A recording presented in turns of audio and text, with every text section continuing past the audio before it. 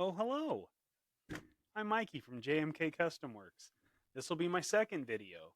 In this video, I'm going to go over how I did the paint apps for the G.I. Joe Classified Lieutenant Falcon Custom. The figure I used from the G.I. Joe, almost everything else came from a kit I picked up at JoeFest, which was just fantastic. Great 3D prints, really great detail. Hope I get another one because this one is actually a gift from my dad. I'd like one for myself. Most of it I got on camera. Some of it I didn't. Apparently, I'm not a responsible enough person to check the footage before I move on, so I'm unable to show you how I did the head and the detail I put into that. But I got most of the camo and most of the accessories, the weathering, that kind of thing. With all that being said, Lieutenant Falcon, let's get into it. Classified Lieutenant Falcon. So here's the finished product. This did get me most technical at Assembly Required this year, so shout out those guys. Appreciate anybody who did a vote on it. Thank you so much. You can see that full kit. Really, the only thing outside of the body that I used was the neckerchief. Now, I've already done the base green color. I went for a medium green because we're going to do washes on it, and that's going to dilute a lot of the color. So I didn't want to start with anything too dark. So I went with a medium green, and then we're just going to lay out the camo pattern on top of it. Now this camo pattern is inspired by the Mike Force camo from Vietnam that the Special Forces used. So with that camo pattern, you get a pretty jagged, large print. So that is what this is based on. It's not a copy by any means, but that's what this is based on. I've always pictured Falcon having it, so I was really excited to do this. With the black laid out, we move on to the brown. And you're going to follow the shape of the black pretty closely, but you don't want it to be an exact copy. You want the brown to have its own shape. With the brown and the black finished, we're going to move on to the Citadel color, which I believe is Wraithbone. So it's a really light tan. And again, we're going to do a wash on it, so this will darken up some too. But if you can see, those lines are pretty broad, and it really is almost distracting because everything else is so much darker. So I'll show you how to correct that a little bit later on. But you're going to outline the black and the brown separately. You want there to be a tan border in between the two colors. You're just going to go through and outline all of the shapes that you just laid out. Now, I've tried to avoid doing the shoulders because we're going to put insignias on it, and there's no point in putting extra effort in painting under something that you're just going to cover up. So I left a little small circular space on the shoulders and just paint it around it.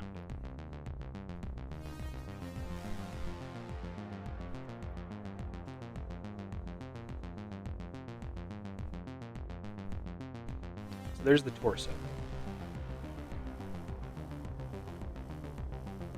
Here I'm going to go through with the brown and the black and broaden the camo print a little bit, and at the same time thin out the bone border on the colors.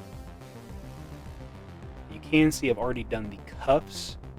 If you've ever looked at one of these uniforms, the inside of them is very white, unlike the olive drab uniforms that they had. Most of the Army, most of what they had was just a olive drab green. Special Forces had these. They had a lot of extra color, and the insides of them is relatively white. So I just take a little bit of white and a little bit of green and mix them until I get the right color.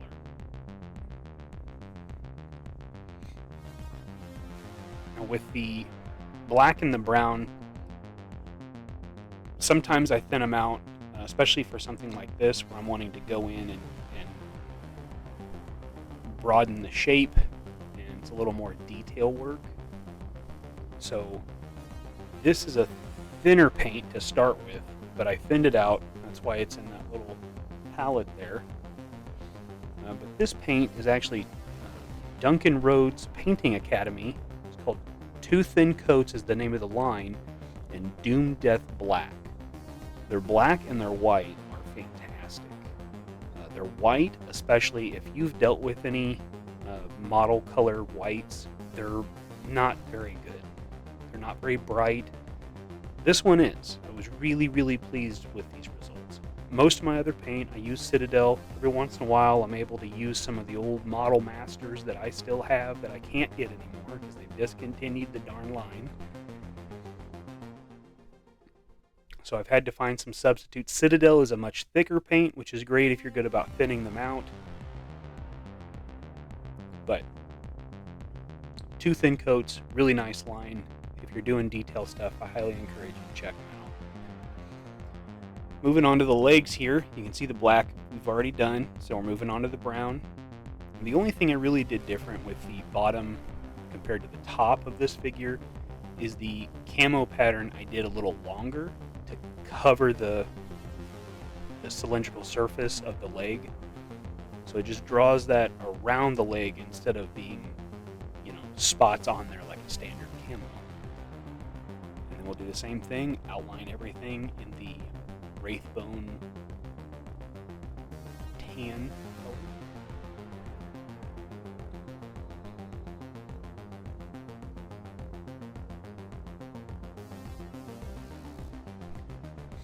I always liked Lieutenant Falcon, and when I was a kid, I loved the cartoons and the movies and stuff. In the movie, he just got just the short end of the stick. I mean, this guy is a Green Beret. He's a certified badass. And in the movie, he's kind of an idiot, and he's just like the kid brother who really doesn't know what he's doing. And I have always thought Falcon was a really cool character. So doing him a little justice here was the least I could do.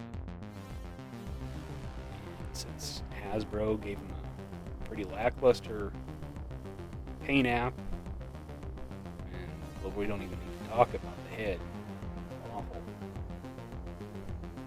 Thankfully, got this kit, and it not only has the head I used, but it has another head in it that's like longer hair with the bandana. You can definitely see what they were going for there.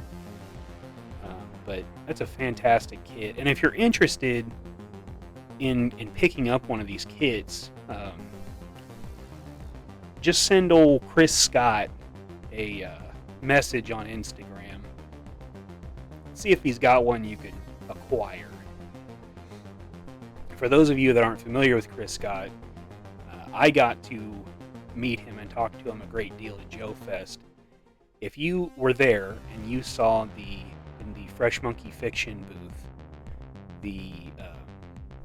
the World War II figures and the old school monster figures, Chris painted all of that. He is extremely talented. Apparently, he's also got some sculpting chops, because this kid, man, I cannot say enough about it. And you can actually see in the top left there, you can see the weapons that came with it. And you can see that very nice shotgun, the knives, and the 45. Like I said, the kerchief is from Hasbro. It's the only accessory I used from that figure. Everything else, that's all the kit I got from Chris.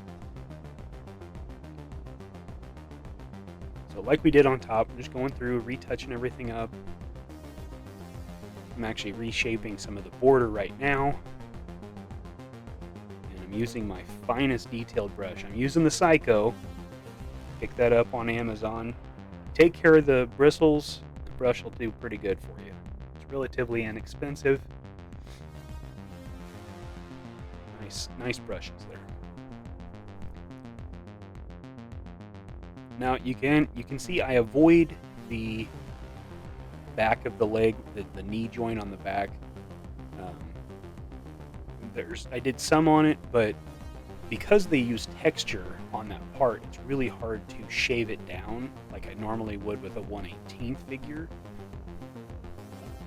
But I also know that this figure is going on a shelf, he's going to be posed, and he'll be left alone. If this were a commission and I had to think about that, I would take a couple extra steps in this. Disassemble him a little bit further, shave off a little material so I didn't have to worry about whoever it's going to chipping paint away or anything like that. But with this being a gift from my dad and knowing exactly what he's going to do with it, I didn't feel it necessary to take those extra precautions. Now here, doing the gaiters on the boots, I'm using a darker green than I did on the uniform itself. I'm going to reuse that color a few times moving forward. I'll paint the belt, and because the belt is actually going to be covered up with his harness, I'll paint I'll paint the grenades on the harness this color, and I'll also paint the backpack this color. That way there's a unifying element with this color, this shade of green. And the boots will be painted black, but I didn't get that on camera, and it's not a very interesting, there's no trick to that. Then we're going to go in and do the belt.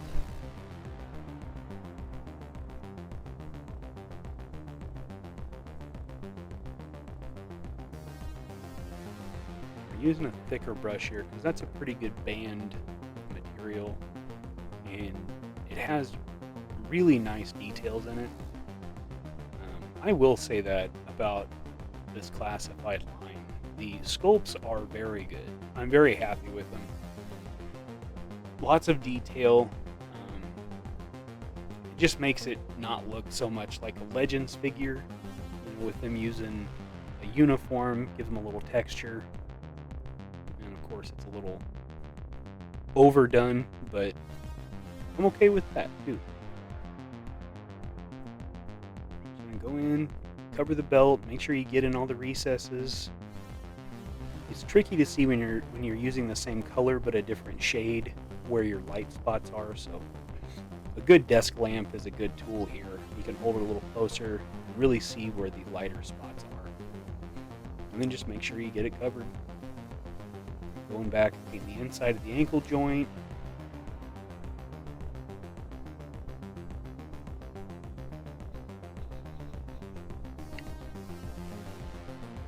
Alright, here you can see the shoulder where I left off the paint.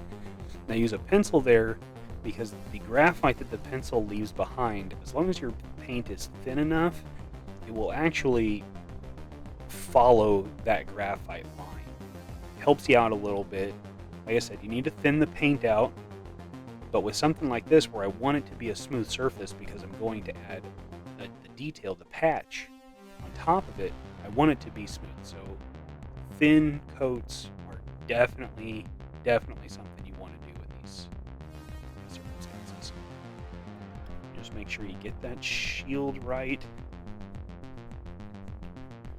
And then real thin black, fine paintbrush will do the border. A little bit at a time. If you watched the other video where I did the cadet dimming, the same technique I used on the Cobra symbol. So now we're going to add the details on the Special Forces patch, which in the original card art is upside down. So that is why this is upside down. That's my little nod to the OG. And since it really doesn't look like a snake on the OG, it just looks like diagonal lines. That's what this one looks like too.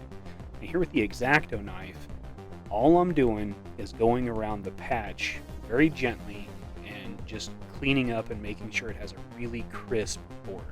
So if you get a little heavy-handed with the paint, you get a little spillover from your graphite line, that's what you need to do.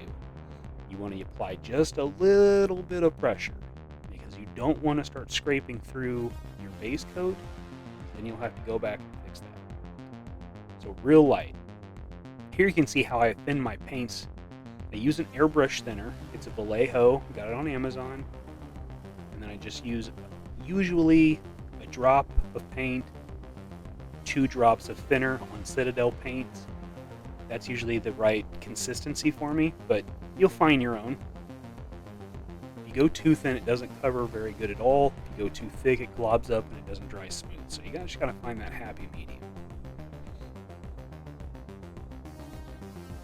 So on the right shoulder, I did the G.I. Joe, the insignia for G.I. Joe, and I used the Rise of Cobra style with the star on the base and kind of the profile of the eagle's head. I really like this patch, this symbol. I really like it, and I think looks really good here because the yellow Special Forces patch is on the other side. So again, with the unifying elements, really pulling all the details together, because when you start doing this kind of stuff, the details is where it stands out. So here you can kind of see the finished product. Camera focus, there it is. But here, I did the base coat on the beret, the same color I used for the gaiters and the belt. But if you've ever actually looked at pictures of the green beret, it's actually a little richer color. It's more of what I would call a British racing green, color that Jaguars were known to be. So there's no unifying element there. That is its own color, as it should be. And now we're just going through and doing the piping along the bottom of the beret, and then the base of the insignia that would be on it.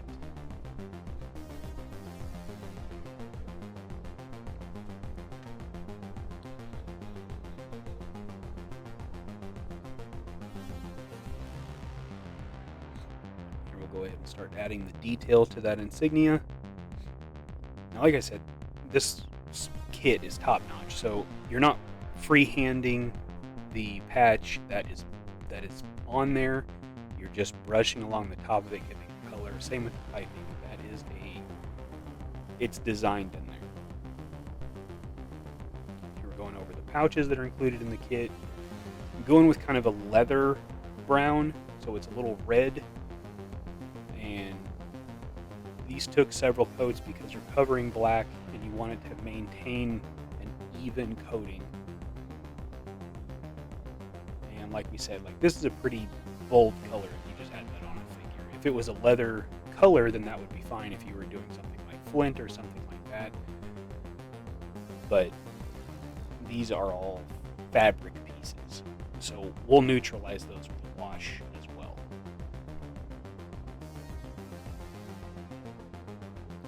So all the brown. We'll go in with black and we'll do the details. The radio, the sheath, the shell carrier on his right side, and any kind of buckle or detail like that. We're also going to paint we're going to paint that black to break up the brown a little bit. So here doing all the buckles, the little nylon tabs that are on the pouches, anything like that. Accent with black, breaks it up a little bit. And the grenades, like I said, we did that in the same green. We used the gator, the kind of darker green. And then the med pouch that he has on the back of his belt there, we're going to do that in tan. And I did that just again to break it up. And we're going to go in with some detail. Make sure everything has its own detail. As the shell carriers, shotgun shells snap onto that. You can see here I've already done the base coat on the guns. So here we're just adding a little bit of silver dry brush and giving them a wear, like the magazine tube and the bolt. And then for the 45, a little bit of holster wear. Paint the brass on the shotgun shells. Clean up the lines, make sure those all look good. And then onto this really nice backpack. So again, using that dark green, give it a nice solid base color too. And then we'll go in and start painting the details. So it's got the got the right look. It's got the sheath on one side. It's got his radio. It's got its antenna, a little rope, a couple of canteens, its radio. A flag is what this is here, rolled up on the side. And I misplaced the antenna that actually came with the kit, so I used a brass tube that I got from a hobby store, and then I just bent it, put that in its place. Doing the same thing here. We're going to break up the green with black. Above the canteens is a patch that has Falcon's call sign and an American flag, and I believe a blood type on it. So all those details are black.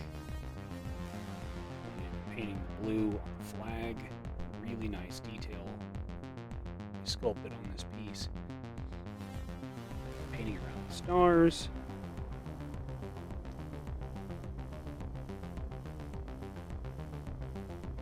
And paint the red on the bars.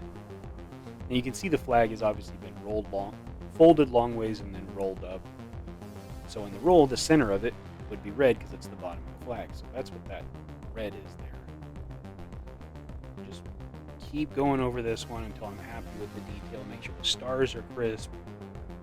The lines on the bars are crisp. And the flag is held in with some bungee straps. So that is what's being painted black here. And it's really easy because you're painting on a round surface to slip off. And just go back in with the red or the black or whatever color you're doing and redo it a little bit. We all make mistakes. It's just a matter of fixing it.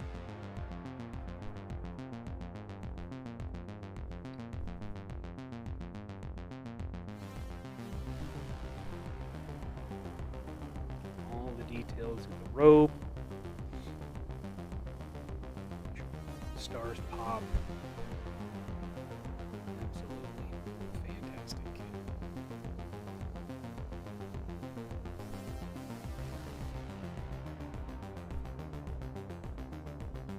So this is the Earthshade wash from Citadel.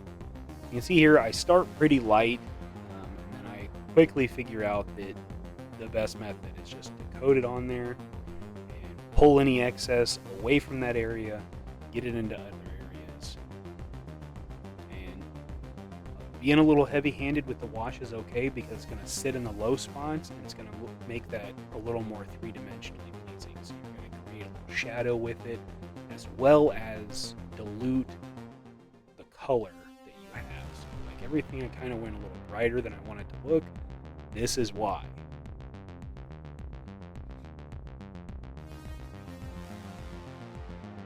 This figure, unlike some of the 118 stuff I do, I wanted him to be weathered as well. Most of the time I don't want my figures to be weathered. I don't want them to look dirty. But this one I wanted to show, Falcon's got a little grit to it. So these are chalk pastels. So I take a chisel tip X-Acto knife and I run the blade across it like I'm shaving it. And I create little shavings like a powder. And then I use this dry brush, kind of like a makeup technique, rub it in there, and then I can get a kind of dirt effect. And then if I go over like the bare plastic, like on his arms, I can actually change the shade of it a little bit. So he's pretty pasty. Now he's got a little decent tan. And I did that for everything. And then a little looser where you want it to look more like dust. Now you can see here that I actually, on the lower half of the figure, I did kind of a mud splatter look. The mud splatter look takes brown, thinned out quite a bit, almost the consistency of water. Then you take like a toothbrush or a very firm bristle brush, dip it in the paint, and then rub your finger across it and let it flick the paint onto the figure. I picked up that technique from watching guys do some painting and weathering on small scale tanks. That's how they get the mud splatter across the treads and stuff. So I thought I'd try it out on this. I figured it'd work pretty well. I think it did. There's most of the stuff that's included in the kit, and there you can see all of the splatter effects that I did on the lower half of this figure. So this Falcon's seen some stuff. This is not the Falcon from the movie. This is the Falcon that they originally intended.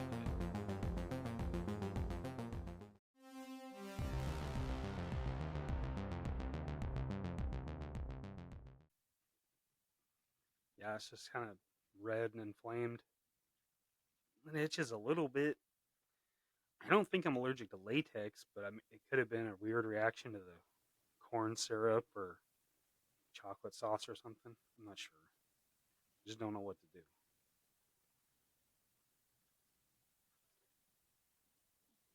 Yeah, yeah. I know you're not a doctor. You're my landlord. I just hello. You hung up. Well, that about does her. Wraps her all up, huh? I hope you enjoyed the content.